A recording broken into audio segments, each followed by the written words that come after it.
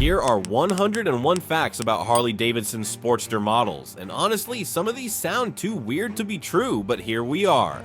The truth behind the thunder. Number 1. The 2009 Iron 883 launched Harley's dark custom styling trend by copying street modifications that riders had been doing illegally to their bikes for decades. Harley literally became the first major manufacturer to officially steal from its own customers, slap a warranty on it, and charge them extra for the privilege. Number 2. The original 1957 XL Sportster was marketed as the fastest production motorcycle in America, capable of 100 miles per hour when most American bikes struggled to reach 85. But here's what they don't tell you. It was actually Harley's desperate response to British bikes that were absolutely embarrassing them on racetracks across the country. Number 3. Here's something that'll completely blow your mind.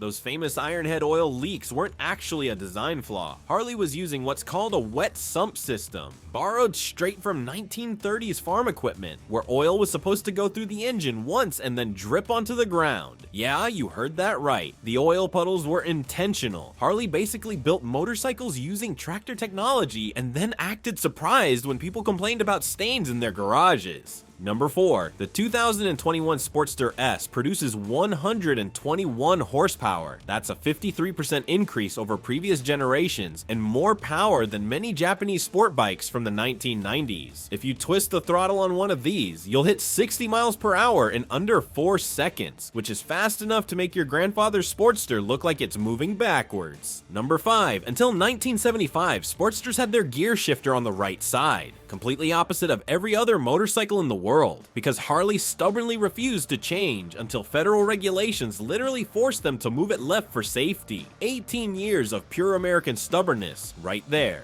Number 6. Ready for the ultimate Harley contradiction? In 1975, they released the SS250 with a Yamaha engine inside. Let that sink in. A Japanese engine in an American motorcycle. It was the only time in company history they used foreign power, and here's the kicker. It was technically the most reliable Harley ever built, though purists pretend this bike never existed. Number 7. The Sportster platform has an aftermarket ecosystem that's absolutely unmatched by most motorcycles, with countless one-off creations appearing at major shows since the 1960s. Harley accidentally created the world's most adaptable motorcycle, and they didn't even realize it until custom builders started showing them how it should be done. Number 8. The 2004 Sportster's rubber-mounted engine reduced vibration by 70%. But here's the crazy part. Many Harley purists actually complained it felt too smooth and less like a real Harley. The engineers had to calibrate exactly how much shake riders wanted to keep, because apparently some vibration is good, but too little makes you feel like you're riding a Honda. Number 9. The 2011 Superlow's 25.5-inch seat height made it the most accessible Sportster ever built. If you're under 5'6", this bike finally lets you touch the ground with both feet instead of doing that awkward tippy-toe dance at every red light that shorter riders know all too well.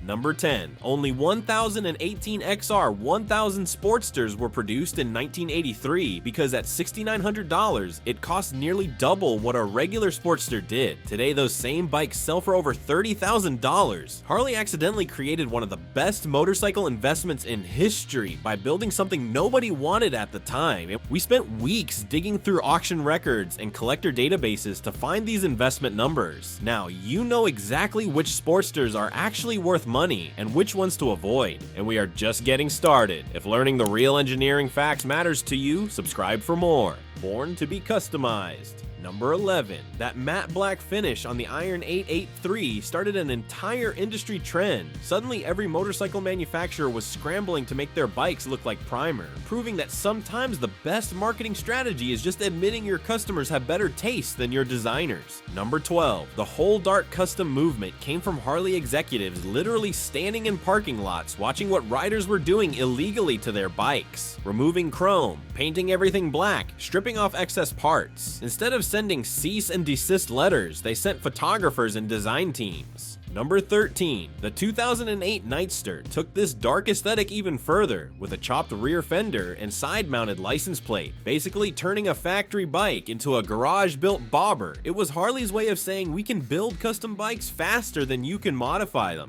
Number 14. If you buy a modern Iron Series bike, you're essentially getting a factory-built Rebel machine that looks like it was assembled in someone's garage by a guy named Snake who only works with cash and doesn't believe in safety inspections. Number 15.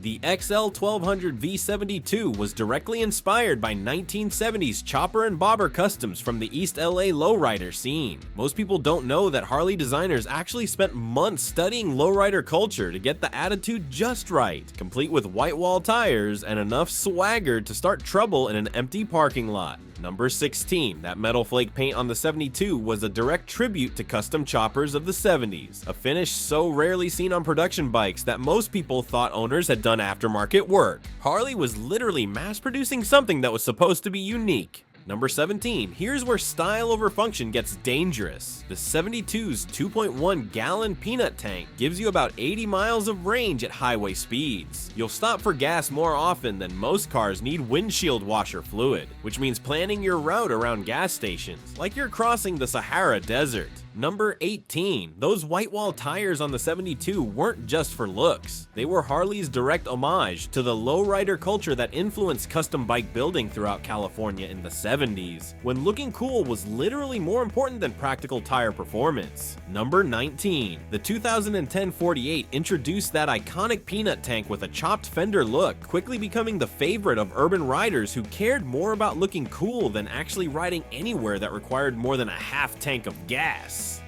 Number 20. Sportsters have been transformed into bobbers, cafe racers, choppers, and scramblers by both factory and custom builders, creating an entire parallel universe of motorcycle manufacturing that operates outside normal business rules. Number 21. The bobber transformation became so popular that Harley eventually started building factory bobbers, proving that if you can't beat the custom shops, you might as well join them and charge more for the privilege. Number 22.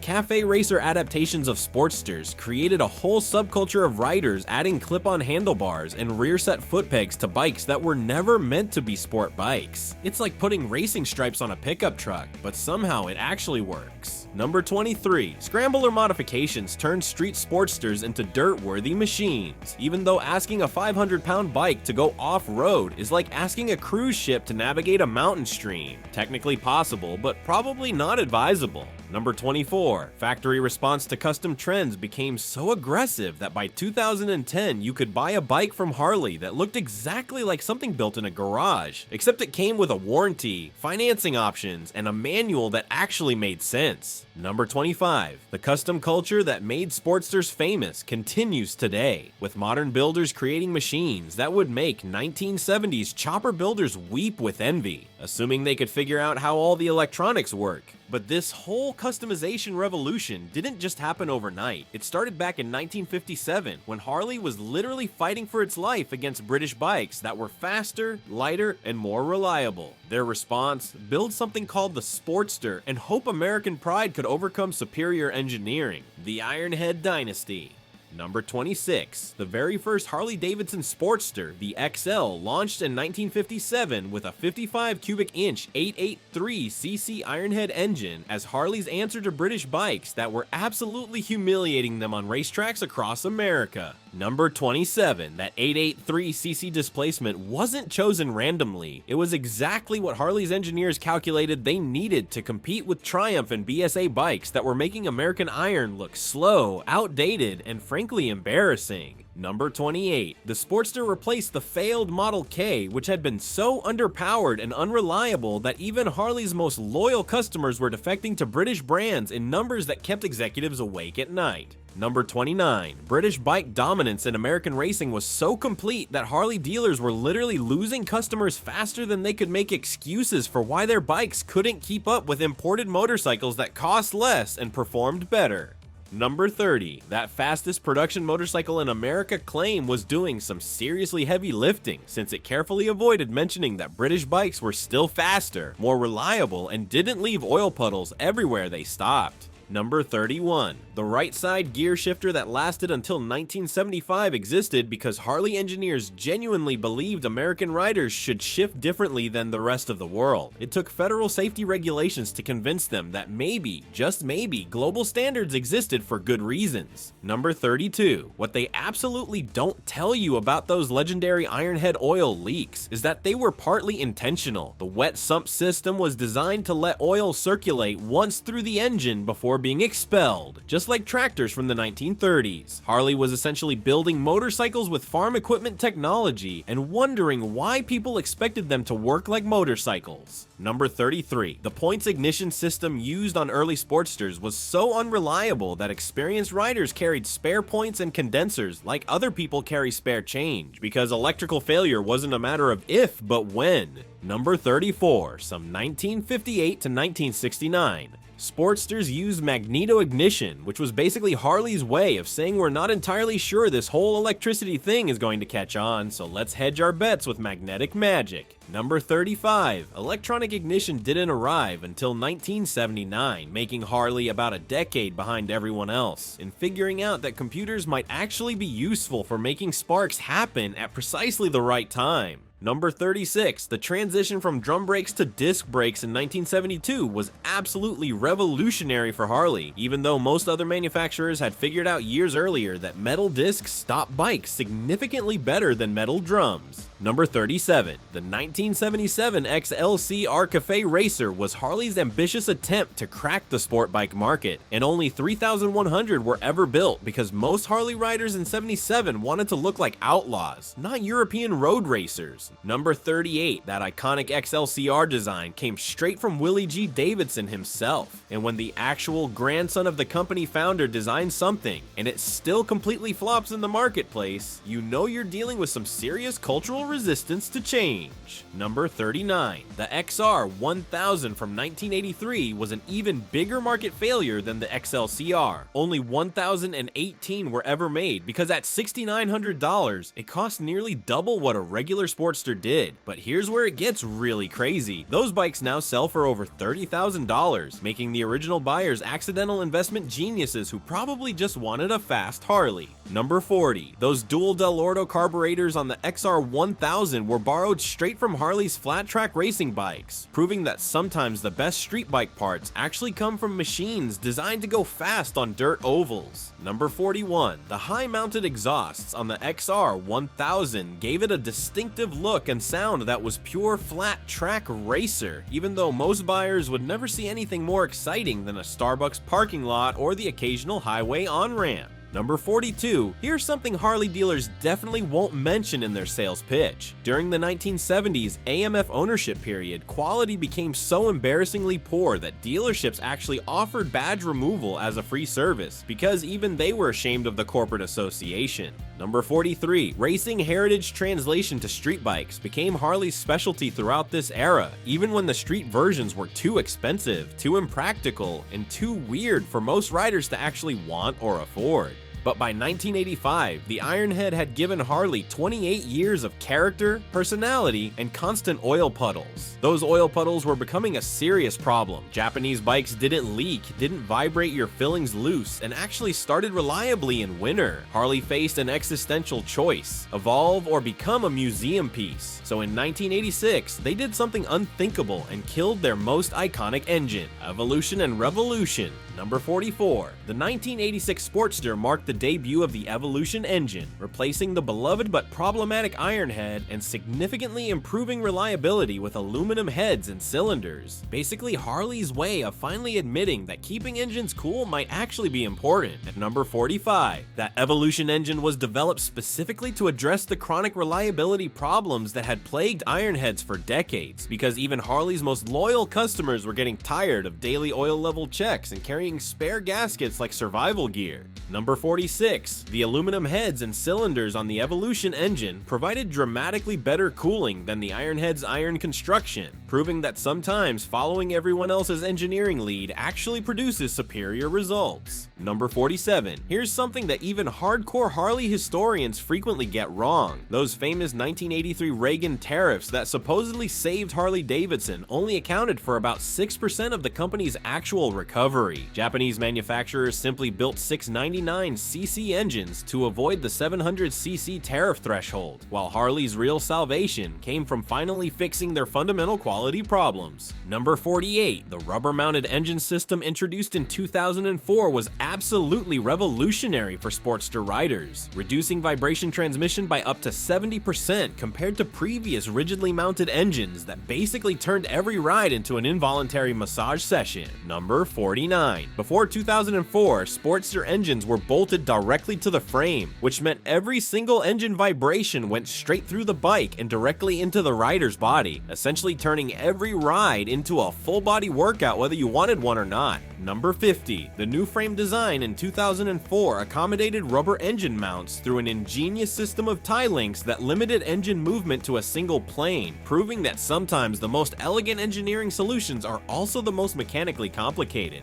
Number 51. That 70% vibration reduction came at a real cost. The bike became heavier and had reduced lean angle capability, but most riders enthusiastically agreed that keeping their teeth properly attached was absolutely worth the trade-off. Number 52. The 1991 Sportster was the first to feature a 5-speed transmission, replacing the antiquated 4-speed gearbox, and finally acknowledging that modern highways might occasionally require more than 4 gear ratios to function properly. Number 53. The 1980 Sportster was the first Harley to use belt final drive, but only because traditional chains were so chronically unreliable that experienced riders carried spare master links like other people carry spare car keys. The belt drive was essentially Harley's public admission that their traditional chain drive system was fundamentally flawed. Number 54. Belt drive offered significantly quieter operation and much lower maintenance compared to chains, though it took Harley until 1980 to figure out what most other manufacturers had known and implemented years earlier. Number 55. The basic frame architecture that debuted in 1957 remained virtually unchanged in fundamental design through multiple generations and decades, making it one of the longest-running continuous motorcycle platforms in automotive history, proving that sometimes if it ain't completely broken, don't fix it. Number 56. Platform modernization throughout the Evolution era focused on systematically fixing specific problems rather than completely redesigning everything from scratch, which probably explains why it took 47 years to add rubber engine mounts that every other manufacturer considered basic equipment. Number 57. The Evolution engine's dramatically improved oiling system finally addressed the chronic leak problems that had plagued ironheads for nearly 3 decades, though it took Harley an embarrassingly long time to figure out that engine oil should generally stay inside the engine. Number 58. Reliability improvements during the Evolution era were so dramatic and comprehensive that Harley riders actually had to find entirely new things to complain about, which eventually led to the great vibration debate of 2004 when people complained that their bikes were too smooth. The 5-speed transmission was just Harley getting warmed up for bigger changes, because once you start systematically improving things, it becomes increasingly hard to stop. The 1990s brought something even more revolutionary than better engines: computers. And Harley, the company that took 18 years to move a gear shifter to the correct side, was about to embrace the digital age. The digital age. Number 59. The 2007 Sportster models were the first to feature electronic fuel injection, replacing carburetors and finally admitting that computers might actually be superior to mechanical float bowls at precisely mixing air and fuel for optimal combustion. Number 60. Electronic fuel injection dramatically improved cold starts and significantly reduced emissions, though it took until 2007 for Harley to embrace technology that Japanese manufacturers had been successfully using since the early 1980s. Number 61. Fuel injection completely eliminated the traditional ritual of warming up carbureted bikes on cold mornings, which was either a welcome convenience for practical riders or the tragic death of authentic motorcycle soul, depending entirely on who you asked. Number 62. The 2014 Sportster models introduced ABS as an optional safety feature, marking Harley's somewhat reluctant admission that stopping quickly and safely might actually be more important than maintaining traditional brake feel and character. Number 63. Anti-lock brakes became available on Sportsters just 27 years after BMW had introduced them on motorcycles, proving that Harley's approach to adopting safety technology could very charitably be described as deliberately measured and thoughtful. model. Number 64. During the turbulent 1970s and 80s, Japanese manufacturers like Honda and Yamaha were systematically gaining market share with bikes that were demonstrably more reliable, significantly more powerful, and substantially cheaper than equivalent Harleys, forcing the company toward near bankruptcy and eventual desperate sale to AMF.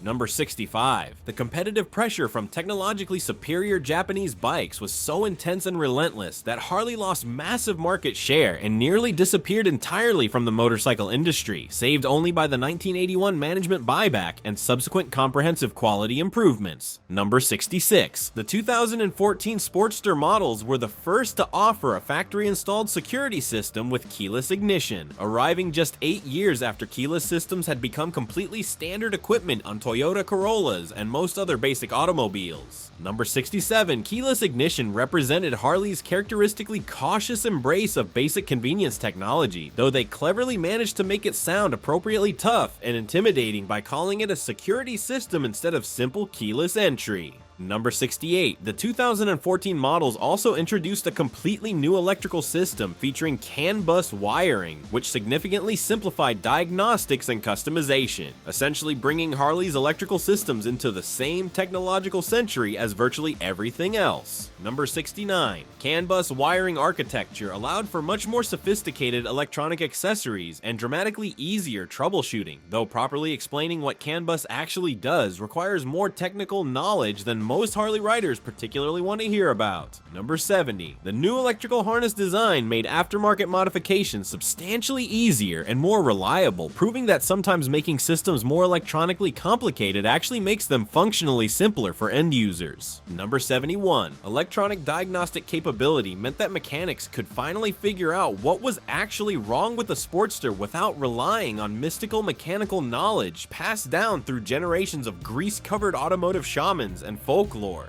Number 72. The 2019 Iron 1200 introduced a digital speedometer with gear indicator and trip computer, representing the first time in Sportster history that the bike actually acknowledged riders might want to know what gear they're currently in. Number 73. Digital instrumentation marked Harley's grudging acceptance that analog gauges, while undeniably romantic and traditional, aren't actually superior to computer screens at accurately displaying important information to riders. Number 74. Trip computer functionality included useful features like average fuel economy calculation and remaining range estimation, though calculating realistic range on any Sportster often involves significantly more optimism than actual mathematics. Number 75. The 1996 Sportster 1200C was the first Harley to offer a factory-installed 21-inch front wheel, giving it a distinctive custom appearance straight from the showroom floor without requiring expensive aftermarket modifications. Number 76. Chrome-laced wheel options became available on various models throughout this period, specifically appealing to custom bike enthusiasts who wanted genuine factory quality combined with authentic custom appearance and reliability.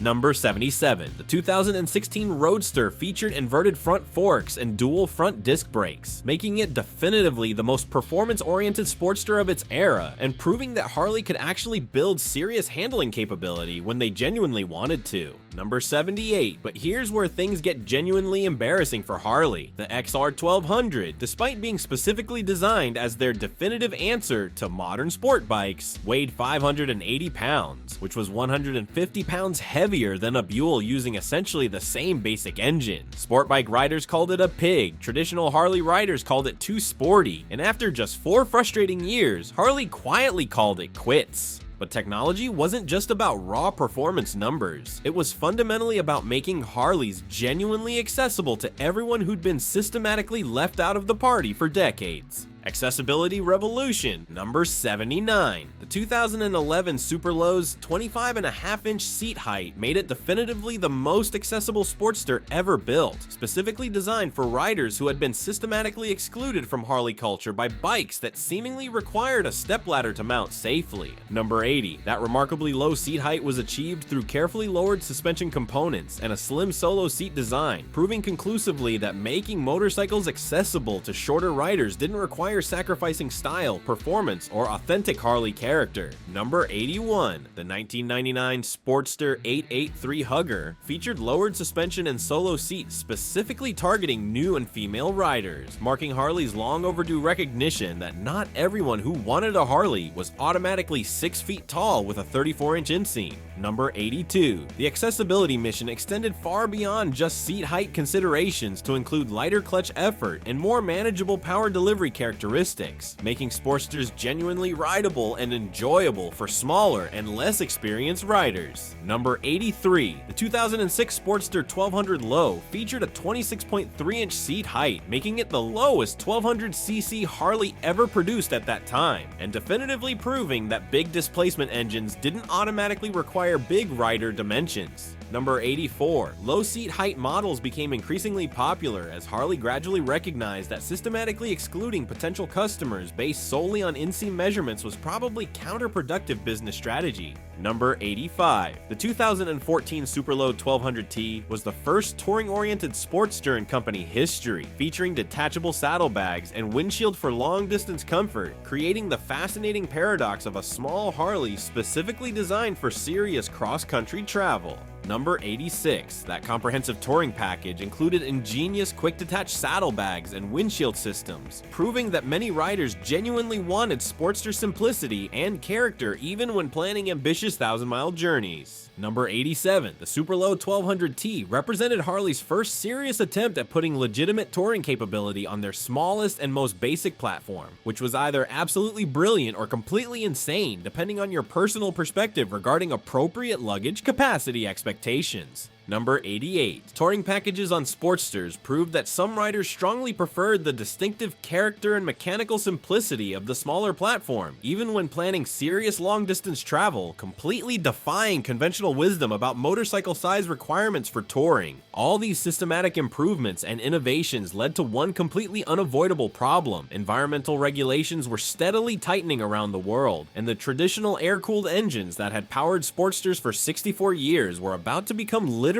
illegal in Europe. Revolution Max Future. Number 89. In 2021, Harley-Davidson discontinued the classic air-cooled Sportster throughout Europe due to increasingly strict Euro 5 emissions regulations, ending a 64-year production run on that continent and forcing development of an entirely new engine platform. Number 90. The Euro 5 emission standards literally made traditional air-cooled engines illegal for new motorcycle sales, proving that sometimes technological progress gets forced on you whether you want it or not, and resistance is ultimately futile. Number 91. Harley absolutely didn't develop the Revolution Max engine by choice. European environmental regulations made it a non-negotiable requirement for market survival, forcing the company to abandon 6 decades of air-cooled heritage or completely lose an entire continental market. Number 92. The 2021 Sportster S features a Revolution Max 1250T liquid-cooled V-twin engine, producing 121 horsepower and 94 foot-pounds of torque, making it definitively the most powerful Sportster ever released and capable of embarrassing sport bikes from previous decades. Number 93. That 121 horsepower output represents a 53% increase over previous Sportster generations, proving that sometimes being forced to change against your will leads to dramatic improvements you never would have made voluntarily.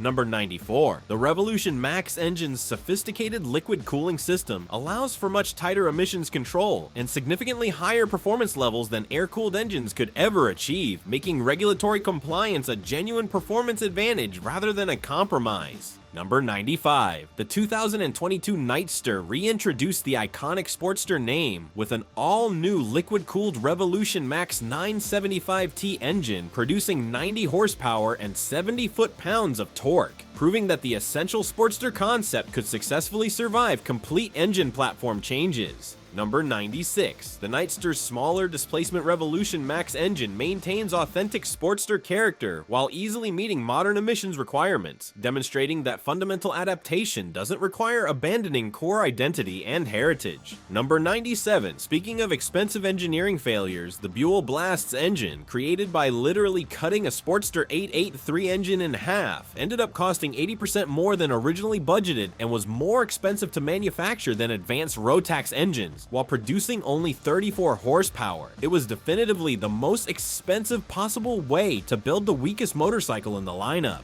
Number 98, the Revolution Max platform proves Harley can absolutely innovate when external forces require it, incorporating liquid cooling, advanced electronics, and strict emissions compliance while maintaining that unmistakable and essential Harley character that riders actually want. Number 99, the 2021 Sportster S introduced a high-tech 4-inch TFT display with comprehensive Bluetooth connectivity, allowing riders to control navigation, music, and phone calls, features that would have seemed like pure science fiction to 1957 Sportster riders. Number 100, the Sportster S's 6-axis IMU enables advanced rider aids like cornering ABS and sophisticated traction control, representing technology that literally didn't exist when the first Sportster was built and proving that tradition and innovation can successfully coexist. Number 101, with 64 years of continuous production, the Sportster name has outlasted most motorcycle manufacturers entirely, successfully surviving British invasions, Japanese competition, European regulations, and the eternal struggle between tradition and progress. The Sportster remains the only Harley-Davidson model to span 7 complete decades while continuously evolving, making it not just a motorcycle, but a rolling history of American manufacturing innovation and cultural adaptation.